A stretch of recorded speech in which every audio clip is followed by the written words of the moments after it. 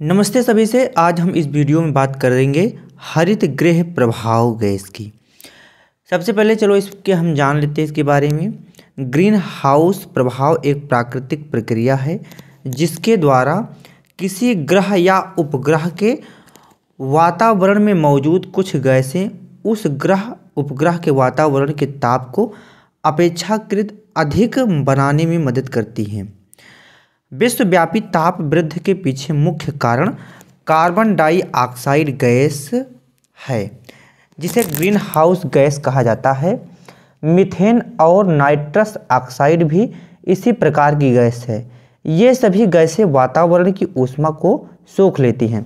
यह ठीक उसी प्रकार होता है जैसे ग्रीन हाउस गैस में ग्लास अपने अंदर समाहित गर्म वायु को बाहर नहीं निकालने देता है।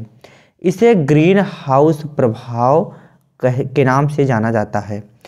जोसेफ फोरियर ने 1824 में ग्रीन हाउस या हरित गृह गैसों की संकल्पना की थी। पृथ्वी के वायुमंडल में पाए जाने वाली प्रमुख ग्रीन हाउस गैस जलवाष्प जो लगभग 60% पाई जाती है, कार्बन डाइऑक्साइड 26% लगभग, मीथेन 4 से 9%, ओजोन 3 से 7%, नाइट्रस ऑक्साइड 1.5%, क्लोरोफ्लोरोकार्बन 0.1 से 0.4% तक। Sulphur dioxide green house gas नहीं है, यह अम्ल वर्षा के लिए प्रमुख उत्तरदायी गैस है। आगे हम बात करते हैं ग्रीन हाउस प्रभाव का कारण। कार्बन डाइऑक्साइड गैस धरती पर जमीन के लिए हानिकारक और लाभदायक दोनों है। कार्बन डाइऑक्साइड पौधे ग्रहण कर जीवनदायिनी ऑक्सीजन गैस को मुक्त करते हैं जो हमारे जीवन के लिए लाभदायक है। वहीं यह भूमंडलीय तापन का मुख्य कारण भी है जो हमारे लिए हानिकारक भी है। पृथ्वी के वायुमंडल में पाए जाने वाली प्रमुख ग्रीन हाउस जलवाष्प carbon dioxide, methane, nitrous oxide, chlorofluorocarbon तथा ओजोन भी हैं। इसमें carbon dioxide gas global warming के लिए सबसे ज़्यादा जिम्मेदार है क्योंकि मुख्य वायुमंडल में इसकी सांद्रता अन्य ग्रीन हाउस गैसों की तुलना में बहुत अधिक है। पिछले कुछ दशक से वातावरण में कार्बन डाइऑक्साइड की सांद्रता में लगातार वृद्धि हो रही है। इसको हम एक ग्राफ के माध्यम से देख सकते हैं। कार्बन डाइऑक्साइड की सांद्रता ppm में, और ये वर्ष है हमारा, ये 300 320 इस तरह बढ़ रहा है। और ये जैसे जैसे वर्ष बढ़ रहा है वैसे ही हमारा कार्बन डाइऑक्साइड का ये मात्रा बढ़ रहा है। यदि कार्बन डाइऑक्साइड की मात्रा इसी तरह बढ़ती रही तो 21वीं सदी पूरी होने तक यह मात्रा करीब 650 से 950 ppm हो जाएगी और पृथ्वी का तापमान 6 अंश सेल्सियस तक बढ़ जाएगा। आते हैं मीथेन गैस के बारे में देख लेते हैं। इसका स्रोत बायोगैस, जीवाणु अपघटन तथा जुगाली करने वाले पशु हैं। धान के खेत, कोयले की खदान एवं घरेलू पशु वातावरण में मीथेन उत्सर्जन के स्रोत हैं।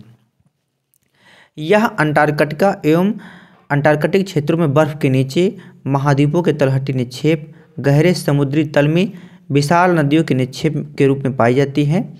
इसके पिघलने से वैश्विक तापन और उसके दुष्प्रभावों में तेजी से वृद्धि होगी।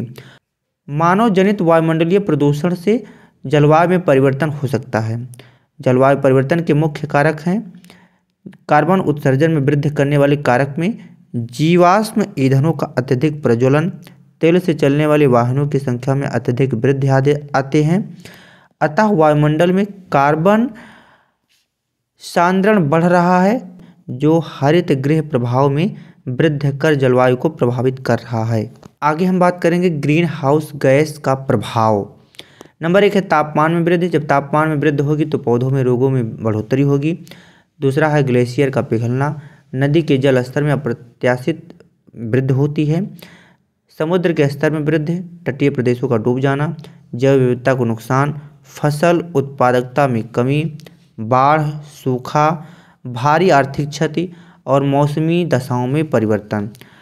आगे हम बात करते हैं इसके लिए जलवायु परिवर्तन के लिए एक सम्मेलन हुआ था जो कि ग्रीन हाउस गैस के लिए महत्वपूर्ण है। Kyoto protocol. जापान के क्योटो शहर में 11 दिसंबर 1997 को हुए UNFCCC के तीसरे सम्मेलन में क्योटो प्रोटोकॉल को स्वीकार किया गया। ग्रीन हाउस गैस के उत्सर्जन में कटौती करके भूमंडलीय तापन को कम करना। इसमें ग्रीन हाउस गैस का उत्सर्जन करने वाले देश के लिए उत्सर्जन में 2008 से 2012 तक 5.2% की कटौती करने का प्रावधान किया गया था। अब हमारा यहाँ तक वीडियो समाप्त होता है। अब हम मिलते हैं अगले वीडियो में।